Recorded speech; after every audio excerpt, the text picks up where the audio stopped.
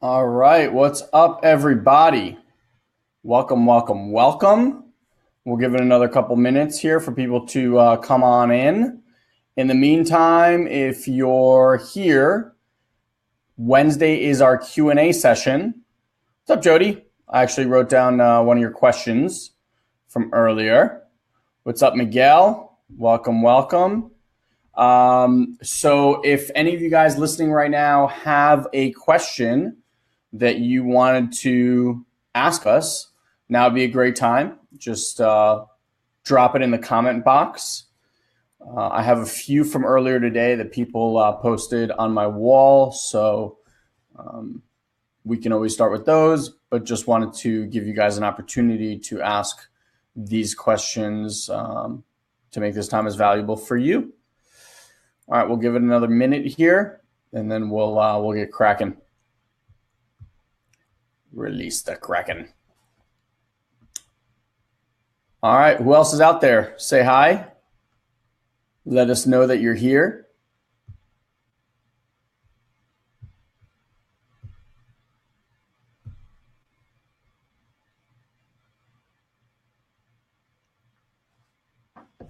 Hello, hello. All right, cool. So let me bring up some questions. And Jody, since you're here, I think we'll start with your question. I got a couple others, but since you're the one that's here, let me kick it off with yours. So Jody, who's also in our Have It All Academy, asked a great question about intuition, specifically how to sharpen it and how to use it quicker and better. And Jody, if there's any follow-up to that or anything else that you'd like to add or want me to cover, please let me know. So let me just say hi to a few more people and then we'll jump into that. So hey, what's up, Mike O'Donnell and Jessica Stables? Welcome, welcome. All right, so intuition, how to sharpen it and how to have it work for you. The first thing you want to realize is that intuition is something that every human being has innately as part of our being. It's not something that you need to quote unquote work on. You've all felt it. You've all had the experience of it. So I'll give you some ideas. You've walked into a room, could be a restaurant, could be a room at work, could be a friend's house room, something, and everything inside of you just said, get me out of this room. And you did. And if someone said, hey, why did you leave that room? You wouldn't have such a distinct answer as like, well, I left because I was thinking this and that. No, you're just like, I had this feeling and I had to get out of there, right? So one of the things you want to realize is that it's something that's part of being human. It's something that is ingrained in all of us. And I think what Jody is trying to point to is how do we get that to lead us more and more and more? So one thing I'll tell you is that women inherently are more connected to their intuition than men are. For men, it's a much different process to tap into their intuition. Women, it's just something that you guys go into naturally. So the first thing I want to tell you is that you want to know that it's something that you have. And so when you're talking about like, well, how do I use it faster? Intuition is not one of those things where it's like, well, I just want to use this faster. It's innately in us, and that's the first thing you want to realize. The second thing is that I've found that the more you start listening to your intuition. So when we're talking about intuition, right? If you think that in your body, there's constantly two voices speaking. There's the really, really loud one. And the really loud one is the one that you hear every single day. It's not your friend generally. It makes horrible accusations, makes terrible assumptions and judgments about everything. And yet it's the one we listen to all the time. Intuition is something that comes much from like this area, right?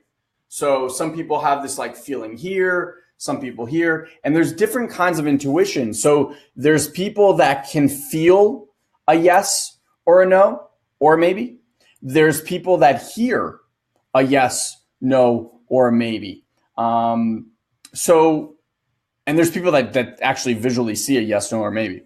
In any event, for me, I can share my experience. For me, my heart does something really interesting. So something happens in my chest here.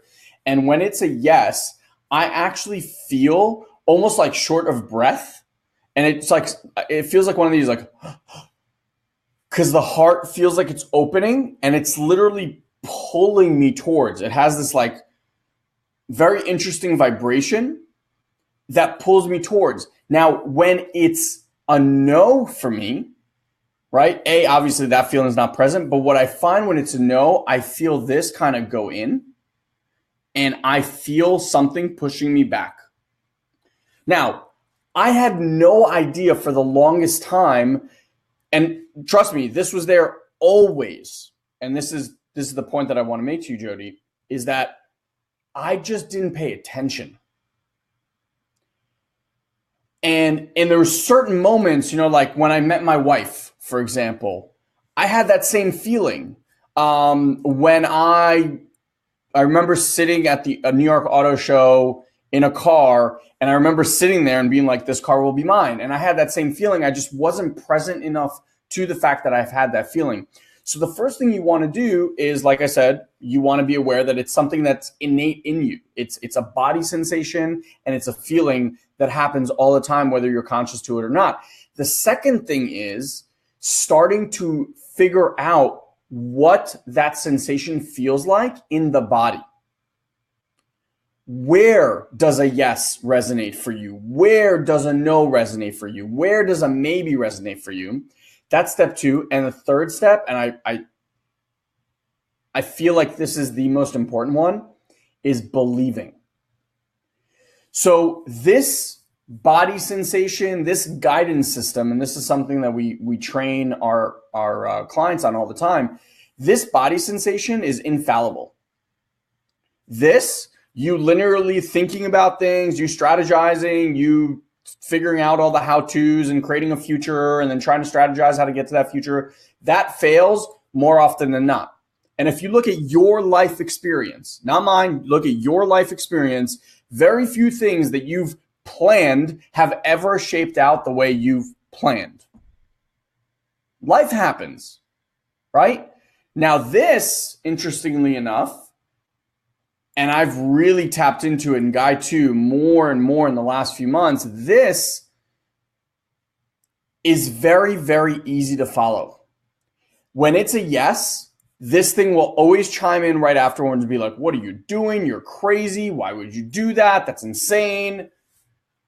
And if you just disregard that and follow this, it will always lead you to your greatest thing. So now what happens is you start listening and you start tapping into and tuning into that feeling and sensation in your body. And when you do that and you start taking action, I call it like you get these inspired feelings. When you start following that inspired action, what you're basically saying to your intuition is, ooh, I trust you. I believe in you. I'm listening to you. And the more you believe that you have this skill, it's like a superpower. The more you believe that you have the superpower, the more the superpower will reveal itself to you.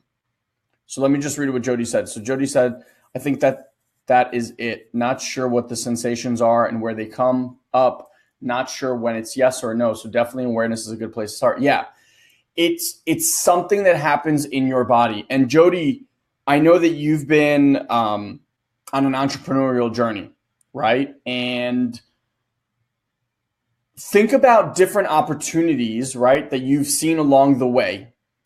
And there have been ones where you've been in a room and you've been with a group of people and something that you can't explain basically said, this is where I'm supposed to be. And you didn't necessarily know why or how or anything. It just felt right. That's what you want to start looking at. And guys, this happens big and small. Every hire that we've hired in the last year, I've literally gotten on the phone with them or on Skype or something. And I don't care what they tell me. I don't care what their results are. I don't care what their resume looks like. I don't care who they worked with. If my internal compass isn't a fuck yes, like I'm vibrating with excitement in talking to you and knowing that this is something great for our future, we don't hire them. And I've turned away amazing people who other people have come to me and be like, what are you doing? Like, this is the best of the best of the best. And it just didn't feel right. And you know what? Every single one of those hires has been one of the best hires we've ever had. The work has been flawless. Working with them has been amazing. It's been effortless. We've done more projects with them since. They want to come on board. I mean, it's all of it. And so I've learned to trust that feeling more and more and more, to the point that even if something is a maybe and it's like a little bit like, I'm not really sure, I lean towards no. Because I know that in the search, I'm going to get to a fuck yeah. I'm going to get to the place where my body just goes, yes, this is the person, this is the opportunity, this is the thing. And it has not failed me. It's an infallible compass, right? I'm not saying, just caveat here, I'm not saying that in doing this, your life is going to be rainbows and unicorns shitting out ice cream rainbow. I don't know. I'm not saying that. What I'm saying is that it will always lead you to your next opportunity for growth, development, financial success, anything like that. That's what I mean. And so this will always lead you to your highest next good. This will not. And that's hopefully the point. So Jody, I hope that answers your question. Let me read what Jessica Stables here said. As an intuitive empath, sometimes I feel too much. I can walk into a room and feel like I got punched in the face. No, Jessica, so that's a really interesting point. So that's what I'm saying. Like, women are much more, although my son is an empath for sure. Being an empath is a gift, first and foremost. Okay.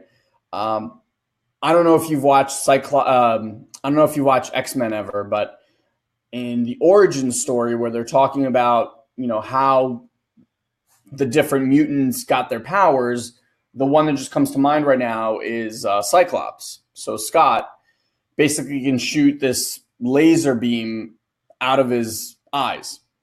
And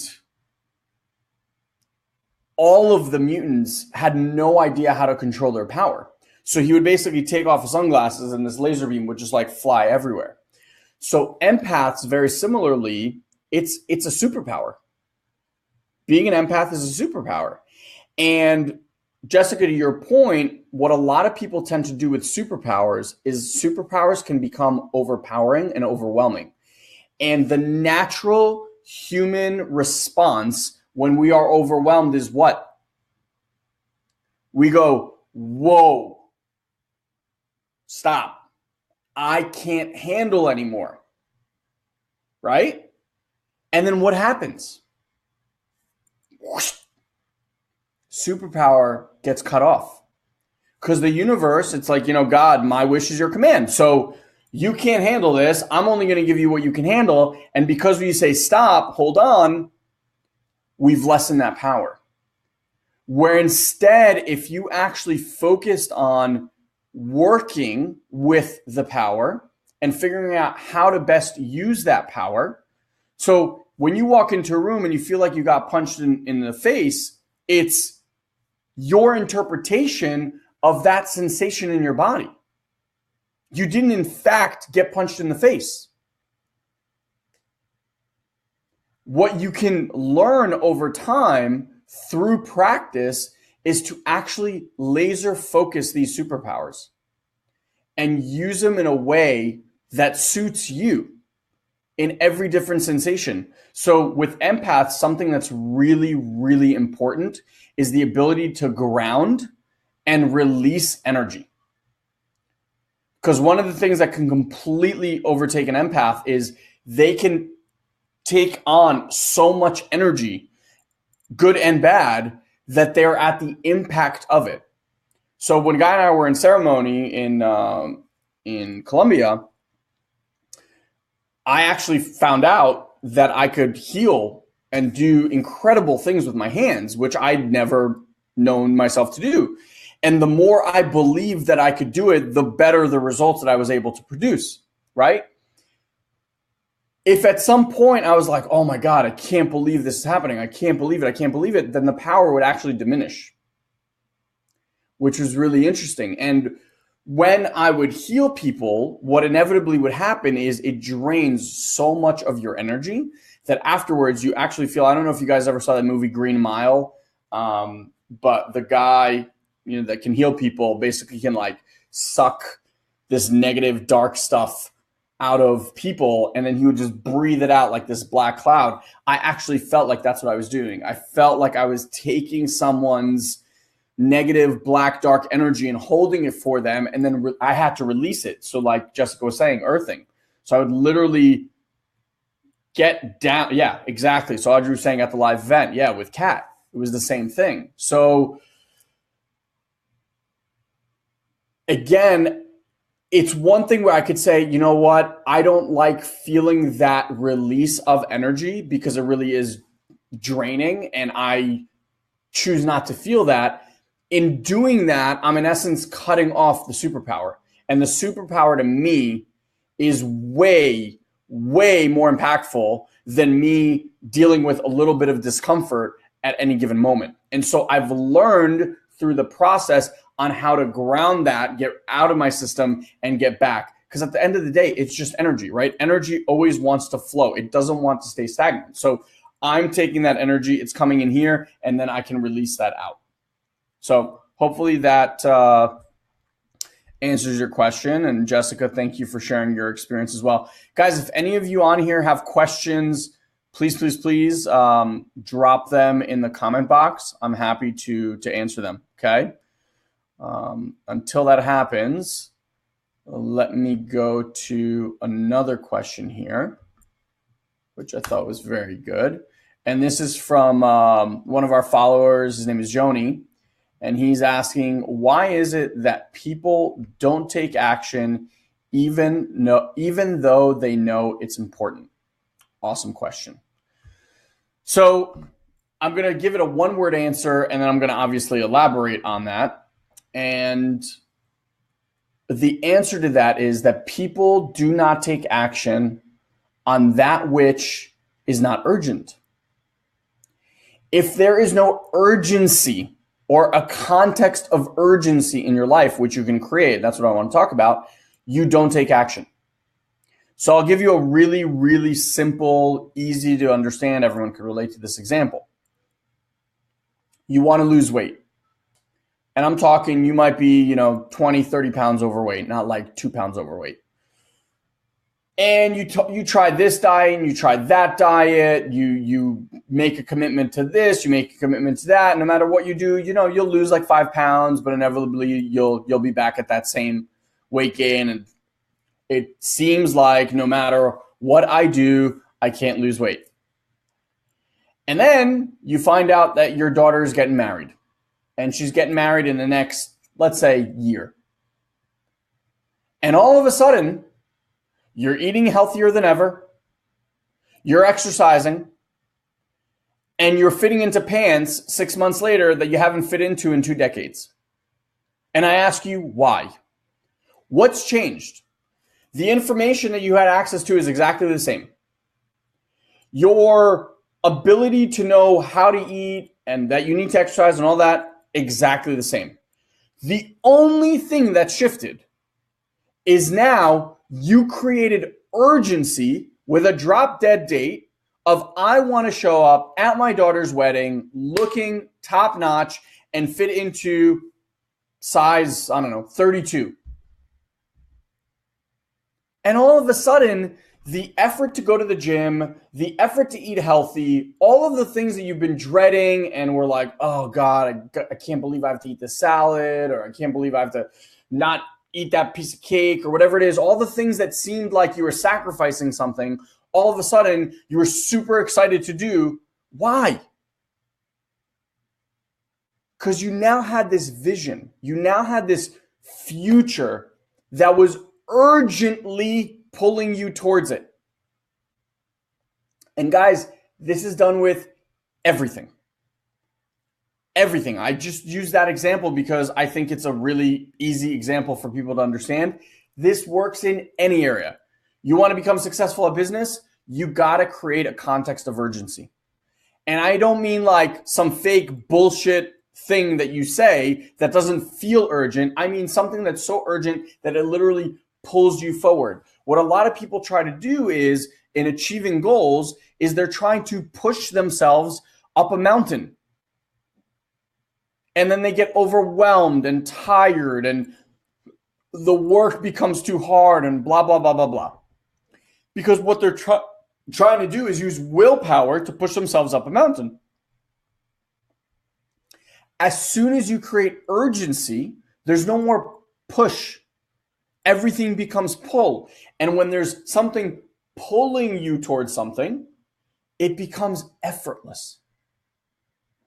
It becomes effortless. If you knew, for example, I don't know how many of you guys did Tony Robbins, right?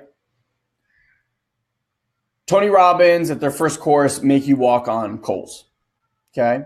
And if you were using the typical push, I'm going to willpower myself to walk over these coals, you're going to get hurt and you're going to get burned. What they teach you there is to alter your state. And the way you alter your state is you create something out there on the other side of that thing that you walk through that literally pulls you past these coals without your mind or body being there. And in doing so, it's effortless.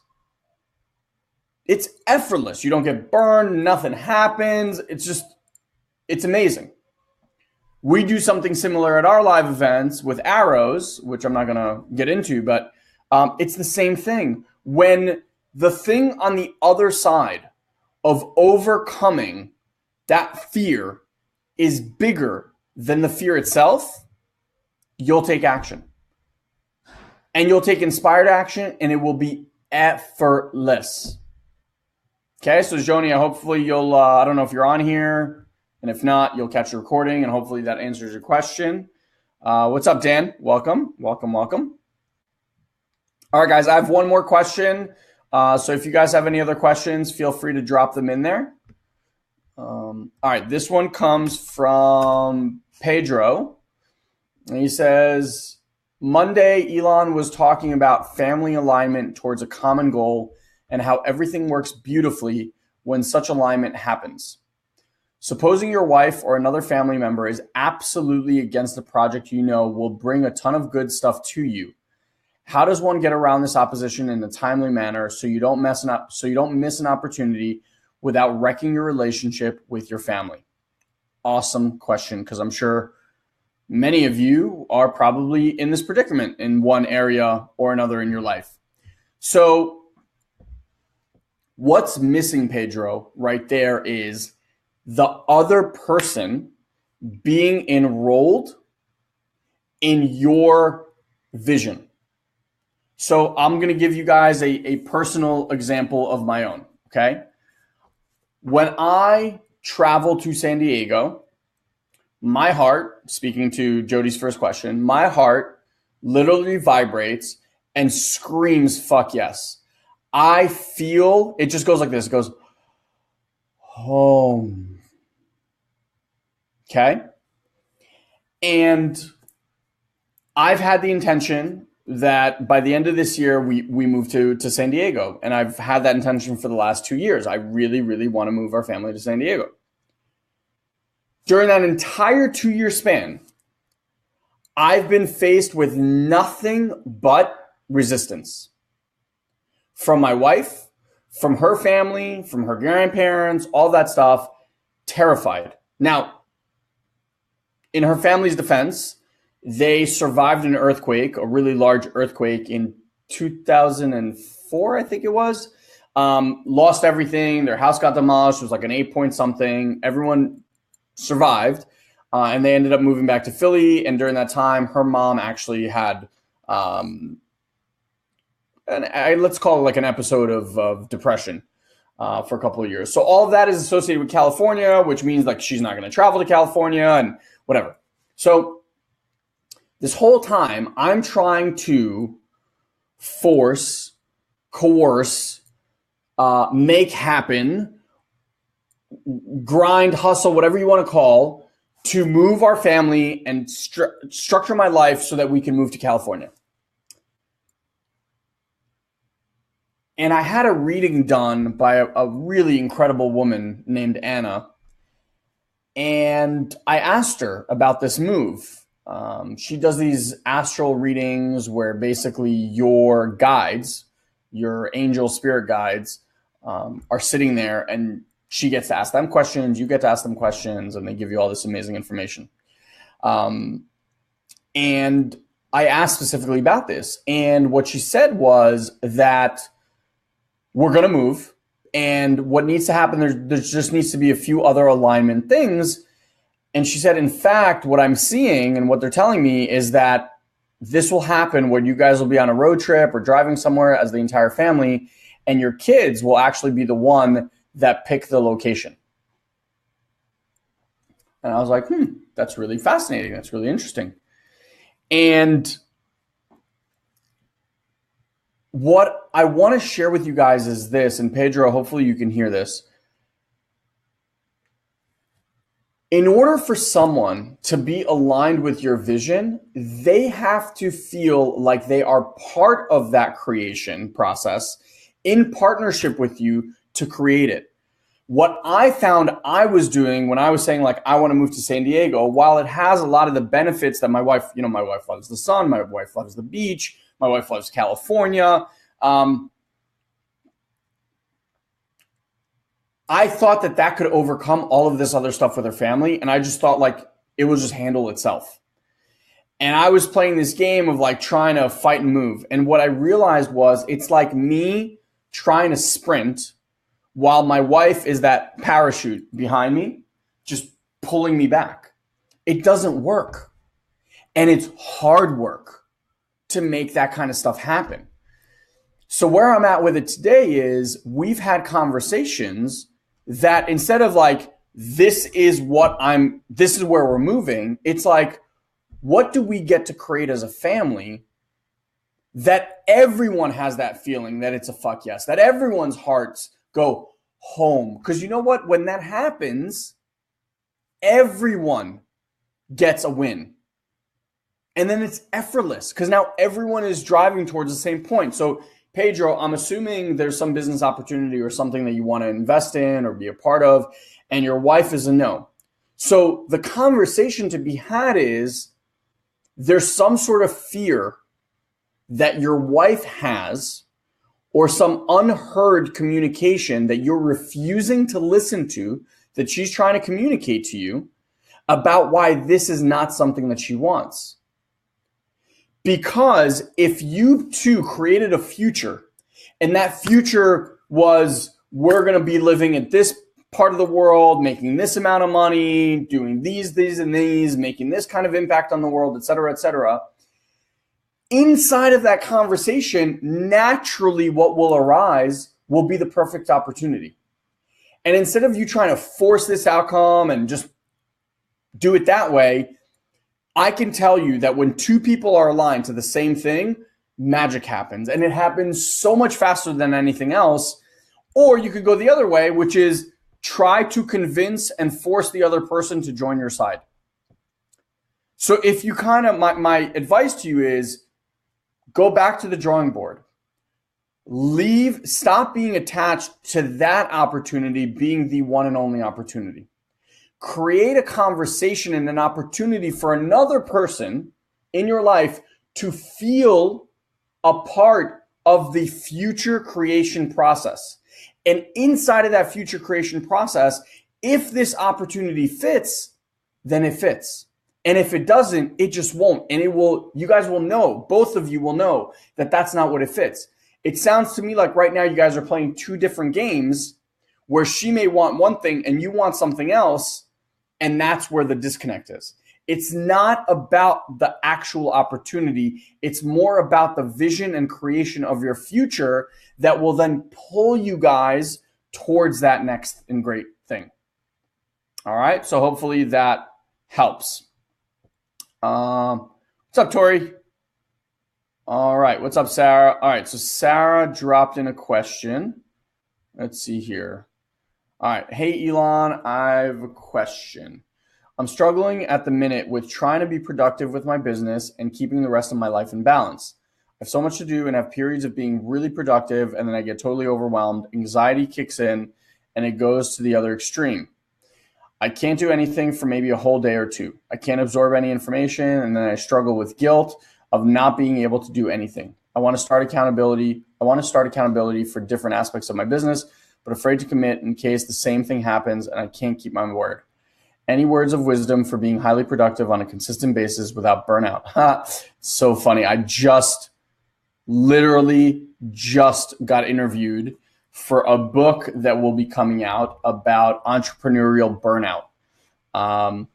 It's so funny how the world always works in these amazing ways. Okay. So I'm going to give you like the overarching aspect and the context of burnout and why you're feeling this way. And then I'm going to give you some tools and skills to work with it. Okay. So the first thing and the first reason that people get into burnout is because their life is out of balance and out of whack. So what do I mean by that? In order to be a holistic human being, which is why we have this, right? Have it all. We're not about like, hey, I'm going to be a rock star at business, and in doing so, I'm going to sacrifice my relationships, my family, my creativity, my health, all the other stuff. I believe that's absolute fucking bullshit. That's an ego trip. So, Sarah, where people tend to struggle is that ego is the one driving their business. And ego, I want you to consider, is this little child inside of you seeking approval. And generally, it's seeking approval from parents, right? It says, hey, when you build this business, you know, your parents will be so proud of you. Your parents will love you. Other people that said that you can't do it will now accept and love you. And so we push ourselves to do things. It's not even us. Our ego pushes us to do things that aren't in our soul and higher self best interest. What would it mean if I didn't succeed in this business, right? And then all of these crazy fucking thoughts come up in our head. So the first thing you want to ask yourself is, why do I want to be successful? Why am I making money? Why is it so important to me? And I will venture to say that 99% of the time, the answers that you're going to come up with at first are going to be like very airy-fairy and, you know, beautiful, like, oh, this and that and that. And if you really get down to it, there's some sort of self-worth thing that you're trying to combat by building this business. All right. So the first thing is ego. Ego drives everything. Okay. Now, ego doesn't give a shit if when you get there, you're healthy. It doesn't give a shit if on the way to achieving your money goals, you destroy every single relationship. It doesn't care if you're 100 pounds overweight and have, you know, diabetes. It doesn't care if you've burned every relationship. It doesn't give a shit about any of that. It doesn't give a shit about your creativity, nothing. It just is one track. We need to make this happen because otherwise everyone's going to make fun of us. Everyone's not going to think that we're good enough, smart enough, blah, blah, blah, blah, blah. What tends to happen, and guys, by the way, this is predominantly our one-on-one coaching clients at our highest level, people that we work with one-on-one, are people who have reached massive, mega success financially, okay? And they've spent maybe the last 5 to 10 years building that kind of business, reaching that level of success, and they get up there and they feel empty. because what they thought that the business and this making all this money was going to fill the void of their lack of love and lack of acceptance. And when they get there and they have all this money and the fancy car and the house and all that stuff, and they look around, they go, wow, I thought this feeling wouldn't be here. And in fact, the feeling is bigger. Why? Because now you've dedicated your last 5-10 years to this one path. And then you can look back down at this mountain from the mountaintop, and you look at your health, and you look at your relationships, and you look at what you've sacrificed to be up here to try to solve this problem. And now the problem is greater than ever. And you've scorched earth on all of this other shit. So where you want to look at is when you say, I want to use creativity as an example. So in order to be a holistic human being, all right, there's 3 things that I think every human being requires in order to be healthy, happy, etc. The first is relationships. We are a animal of connection. When we don't feel love, when we don't feel connection, and it doesn't need to be intimate. It just needs to be friends, co-workers, people that anybody that you spend 3 hours with and it feels like 5 minutes, like that kind of connection. We hunger for it. Without it, we're not the same human being. The second is, I will say, spirituality. So some form of growth, some form of something bigger than self. It doesn't need to be an organized, I'm not big on organized religion. If that's where you find your spirituality, great. It might be in personal development, conversations like this. It might be in meditation. I don't care what it is. Super important to a human being. The third is creativity. Creativity could be your creative outlet, could be writing. For me, it's DJing, like playing music. I love it, right? Great creative outlet. Other people, it's drawing, painting. It could be even running. It could be a form of yoga, dance, playing an instrument. I don't care what. Creativity, something that you can lose yourself in, where time ceases to exist, where you're just in that flow and state without any of these 3 things. And what I want you to imagine is like you have relationship, right? Like this side, connection. You have spirituality, and then you have creativity. And now ego says we need to go over there. And we don't have time for creativity. So now you've cut off this hand. We don't have time for relationships. We just need to put our head down and focus. And now you go like this. And now you're trying to build a business with 2 hands tied behind your back. How's that working for you? It doesn't. It doesn't. It feels exactly like you described, Sarah. It feels like an immovable mammoth rock. It feels overwhelming.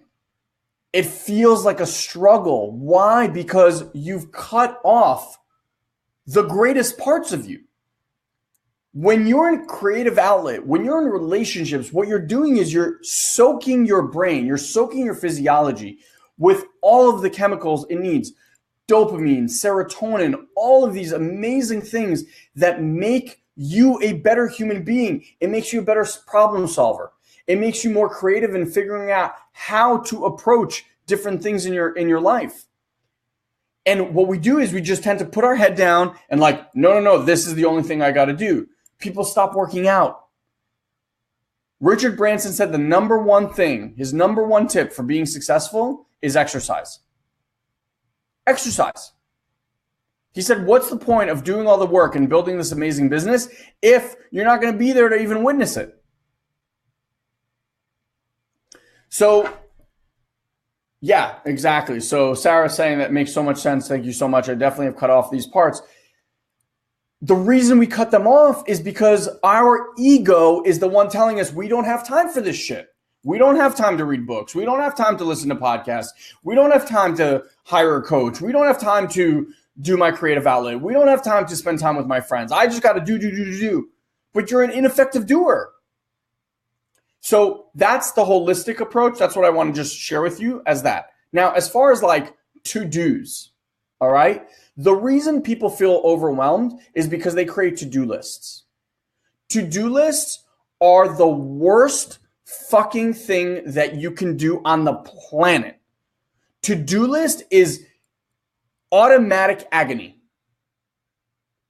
Because here's the problem, and here's where burnout really sets in. Burnout is a slow phase that you're unaware is happening.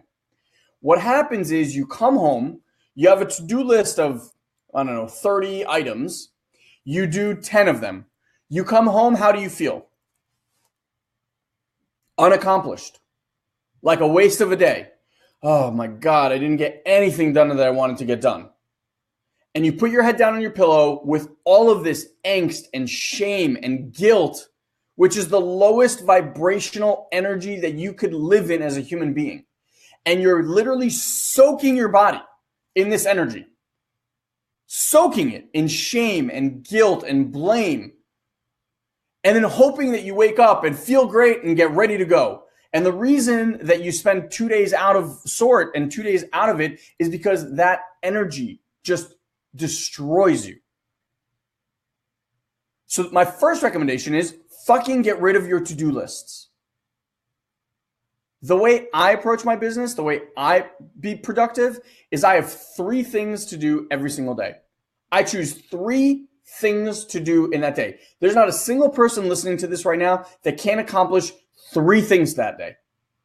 It could be having a conversation with someone about, for me, for example, like having a conversation with someone about being in our coaching program.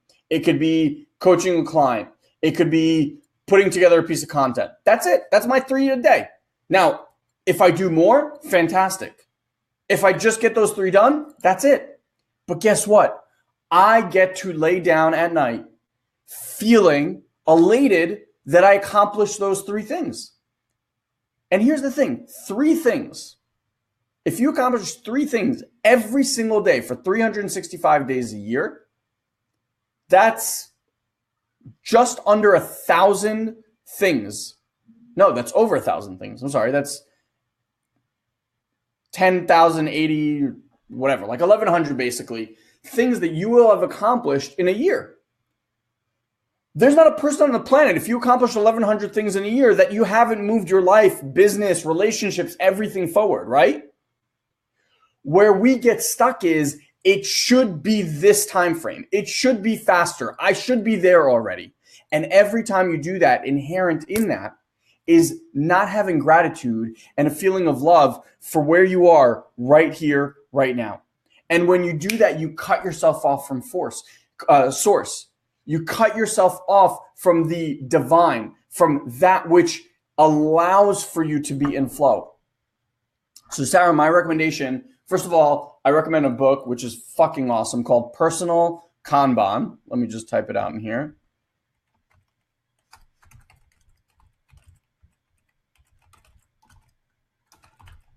Personal.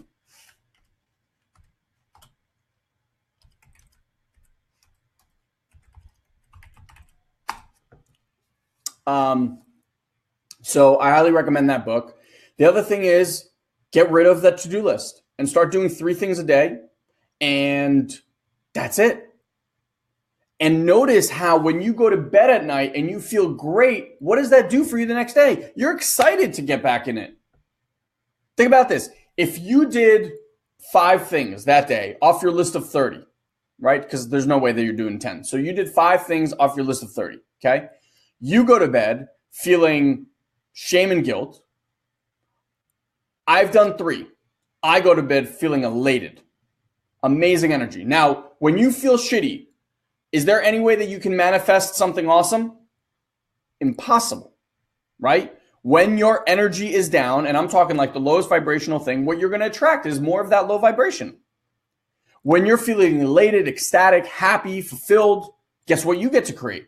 You manifest more ecstatic, fantastic, amazing, fulfilled, etc. So you do your 5, I do my 3. So technically, I'm behind you by 2. But here's the thing. You wake up, you're fucking exhausted. So half of your next day is fucked. If not 2, like you said. So now my next day, I'm super excited. I do another 3. You've been out of game. So now I'm already ahead of you. And I'm feeling amazing. And here's the thing. When you tap into the other things that I said, when you tap into your creativity, when you tap into relationships, the universe will send you the perfect opportunity, the perfect people. You'll read something in a book and all of a sudden you're going like, oh my God, that's the puzzle piece that I've been missing. All of it will fall into place. So my recommendation to all of you, and especially Sarah, is focus on making sure that you feel good, that you're vibrating at your highest frequency. It's not about the things that you check off your checklist. Getting up the mountain to feel empty and tired and broken isn't the result you're looking for anyway. You want to get up there and be so fucking thrilled that when you get up to that top of the mountain and you see the other peaks of that mountain, you're like, let's fucking go. Not like I need to take a 6-month hiatus because I'm burnt out. So I hope that helps. So Sarah says, perfect. Thanks so much for the book and awesome advice. Going to implement all of these. Thanks a million. You are welcome a million, Sarah. That was an awesome question. Natasha says, hello, Elon. Finally got my hands on Inner Engineering, recommended by you, starting. Awesome book. Super great book. Sadhguru. He also has a great YouTube channel with amazing videos. So once you go through that, you can tap into a lot of other content. All right, guys. So we're coming up to the top of the hour here. Does anybody else have any other questions? If not, we'll wrap it up for the day. And thank you guys for those that sent in questions earlier today. Hopefully you guys will have an opportunity to watch the recording and hear your names and questions answered. For everybody else, thanks for being here live as always. And if you guys have questions now and we can't get to them, drop them in here anyway, and we'll just do it on the next live call. All right, so going once, going twice. Sold. All right, boys and girls. Love you so much. Make it an incredible rest of the week. Whole week left to go. Love you guys. Have an amazing one.